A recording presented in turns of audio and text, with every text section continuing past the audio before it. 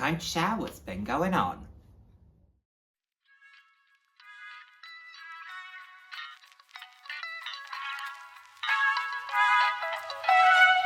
Hello, and the warmest of welcomes to today's video. For those who haven't seen my face before, hi, I'm Nick, fab to have you here. Those who have seen my face before, thank you so much for joining me again. I hope you enjoy my videos. I put out videos roughly 3 times a week on a range of different topics, anywhere from fashion, slightly more personal topics. So if that sounds like something you'd be interested in, then please do head down, hit subscribe and turn on the notification bell. I love chatting with you all. I'm all about living life loud, and what that means to me is being your authentic self, being proud to be you, and just celebrating who you are. Celebrate yourself, and of course, celebrating others. So, as I'm saying that intro, I probably need to change the 3 times a week. I mean, it's ingrained in my memory, but I probably need to slightly adjust that to... I try to put out videos roughly whenever I can, but it doesn't have quite the same ring to it, does it? No, I do need to get back on a more regular schedule. Thank you for bearing with me. Of course, I gave a little bit of insight on my community page as to why maybe I have been slightly more absent, particularly in the last week. But it's just been a very busy few weeks. And I thought I would share with you what has been going on, because I sat probably on the sofa. That's where I tend to do my more informal videos. About, goodness, start of January, where I was talking about intentions and what I wanted to do in the year 2024, what I wanted to achieve, and basically I thought I would just give you a brief update on where I'm at in terms of some of that. So, because some of it I'm very much on with, other bits maybe are slightly to one side, but for good reason. So, let's do the first thing, which is the fact... Come here. What's Daddy doing? What's Daddy doing? Come here. So the first thing is, you probably got a little indication, is that I have my absolutely gorgeous little girl. This is, oh, she's a little bit squirmy. This is Poppy. And I'm going to insert a photo for you because she's probably being a little bit camera shy, aren't you, Pops? But she came to me very recently. I decided back at the end of February that after years of debating about, do I want a pet? Do I not? Do I have the time? Do I have the energy? Do I, have the kind of motivation for it? I decided it was time. And Poppy is a Canadian Sphynx cat. She is roughly 5.5, I think. And yes, she was rehomed to me, and I absolutely love her. She is just the most gorgeous soul. She is so sweet, so affectionate. She's so friendly. I've had a few friends that have come over to sort of come and see her, and within 15 seconds, she's up on their lap. She goes, oh, who's this? Oh, I can get up on you in your lap. And she is just the most gorgeous, gorgeous soul. And that's really important to me. I think the Sphynx really gained a certain amount of visibility in the Friends episode, where Rachel walks in with the Sphynx on the red velvet cushion, and it's hissing and it's scratching, and it seems to be this menace of an animal. Poppy is no menace in terms of her temperament like that. Does she like to jump on the furniture? Yes. Does she occasionally scratch the wrong thing? Yes, but in fairness, she's pretty good with that as well. But occasionally, piece of furniture that's not her scratching post might get a little bit of this. But I have to say, she is just the most gorgeous little thing, and I'm thrilled to have her. She's really has just changed the way that I think about things in a very short space of time, and having that focus, I care immensely for her, which is of course what you would want an owner to say about their pet, that they care immensely. But I'm always thinking about her. How is she doing? What's she up to? If I'm out, I want to make sure that I get back in a decent period of time so that she's not lonely. And cats are of course considered to be slightly lower maintenance than dogs. However, this particular breed of cat with the Sphynx is most definitely one of the probably higher maintenance breeds of cat because they are very social. They like attention, they like affection. They also have needs that other cats don't have in quite the same way. So you have to be prepared for that in terms of the requirement when it comes to things like bathing, making sure that their skin doesn't get oily, that you make sure that you get the oil out from under their nails, that you're cleaning their ears, that you're cleaning their eyes. They can get blackheads, so you have to make sure that those are going as well, and that those don't cause an issue.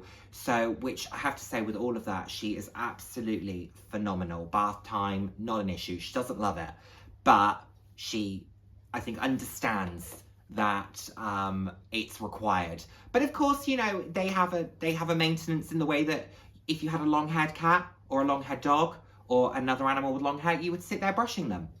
So I equate the time that I would spend bathing her, you know, once a week, to the time that you would spend giving your dog, cat, whatever animal you may have, a full groom. So it's not that the time is different, it's just a different type of care that you're needing to provide them. So that's the way that I think about it. And of course she's indoors, she doesn't go out. So again, a dog, if I were to have a dog, I would need to take it out for walks. That's probably about the same amount of time as it is for me to clean the litter tray and to do the grooming needs that she has and all of that stuff. So, you know, they're not taking up much more time, but there are certain things that if you were considering a Sphinx that you need to be aware of in terms of their care.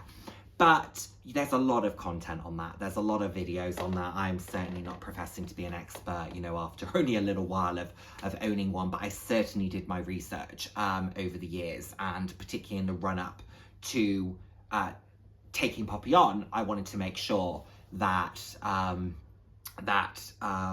was fully prepared in everything that she will need so that I can give her the best possible. Where are you going? And of course, they run up and get into things that, you know, you don't want them to. So at the moment, the battle is not going on the kitchen counter. It's completely clear. She likes to explore. I don't want her on the kitchen counter. So that's currently our battle. But we'll get there. You know, it just takes time. But yeah, she's really changed the way that I think about things, and I'm so thrilled to have her. It's only been a short time. It takes time to adjust to having a pet. It takes time for you to really learn their personality. But like I said, she is just the most gorgeous soul. She's very vocal, so if she needs something, she has no issue letting me know that she needs it or she wants it. But she's just, oh, she's amazing. I absolutely love her.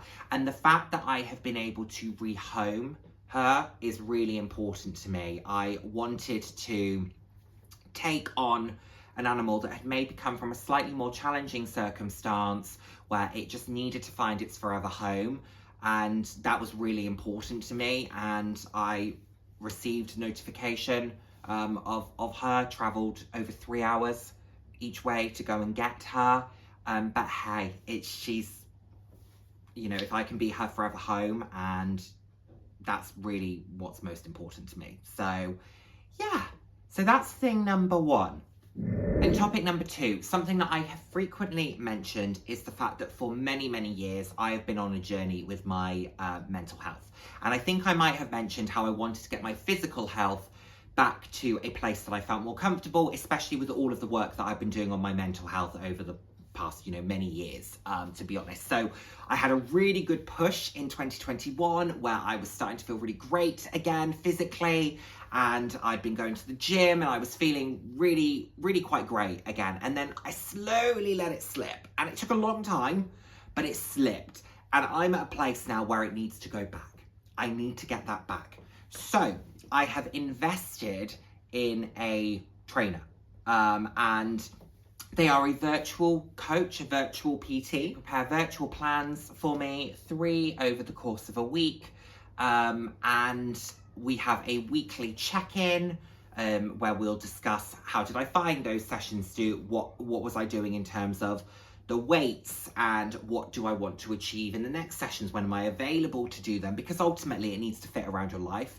And what's great with the way that I can do it is if for whatever reason one day goes slightly sideways, I can simply move the workout and it's not an issue.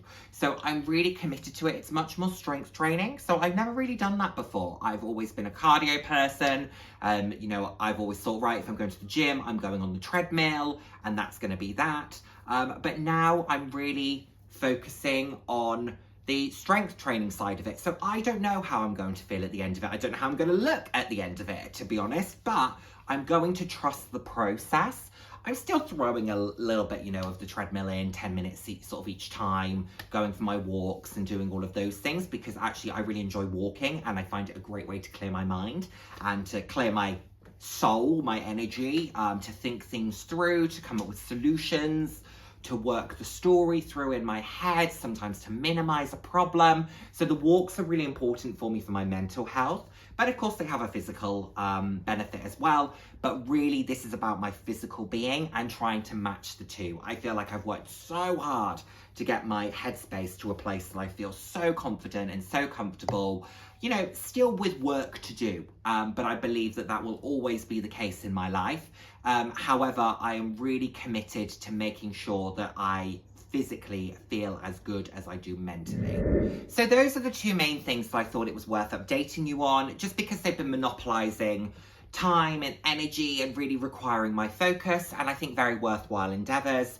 But in terms of some of the other stuff I spoke about, I think I might have mentioned that I am open to maybe finding companionship, but it has to feel right. That's still absolutely the case. I'm not closed off to it, but now I'm a package deal. You know, I come with my shoes, my bags, my big personality, and a Sphinx cat. So, you know, there's a lot that goes on now with me, but I'm still very focused on doing things that make me happy first and foremost. And then if I happen to find someone at the end of it, then absolutely I'm open to that.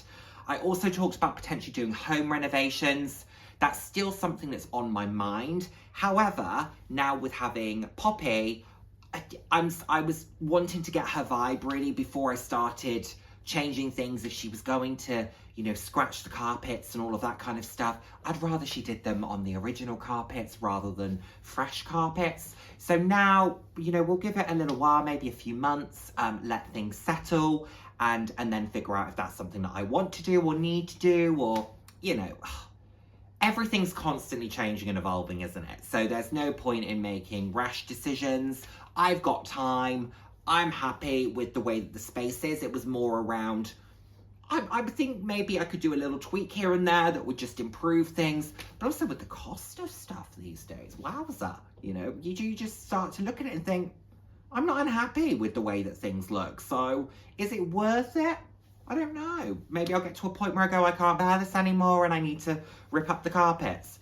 And that's absolutely fine. I'll see when I, you know, cross that bridge if I get to it. But I'm not there yet. So at the moment, my focus is very much around my health and also making sure that my new, I can't even say furry friend because she's not, my new feline friend is very, very settled.